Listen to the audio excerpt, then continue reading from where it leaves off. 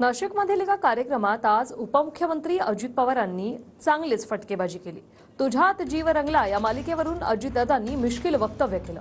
यावेळी उपस्थितांमध्ये चांगलाच हशा पिकला।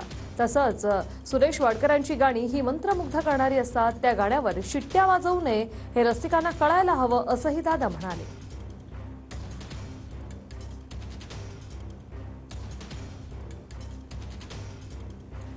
अजितदादा यांनी ही फटकेबाजी केलेली आहे आणि त्यानंतर उपस्थितांमध्ये चांगलाच हशा पिकलेला आहे।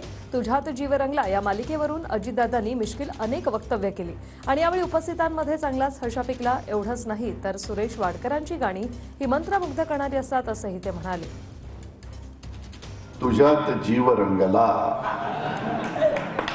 या मराठी मालिकेतील अभिनेते सौभाग्यवती अक्षय आणि हार्दिक यांना विशेष पुरस्काराने आज आपण सन्मानित केलेले आहे। दोघंही मालिकेत आले त्यावेळेस बॅचलर होते, परंतु मालिकेत इतके गुंतून गेले की आता सोडायचंच नाही, जीवनभर ठरवलं आणि त्या पद्धतीनं त्यांनी त्यांचं लग्न उरकलं। तुमचं वैवाहिक जीवन पण सुखाचं, समृद्धीचं, आनंदाचं, भरभराटीचं जावं अशा प्रकारच्या तमाम नाशिककरांच्याकडनं, महाराष्ट्राच्या जनतेच्याकडनं मी शुभेच्छा देईन।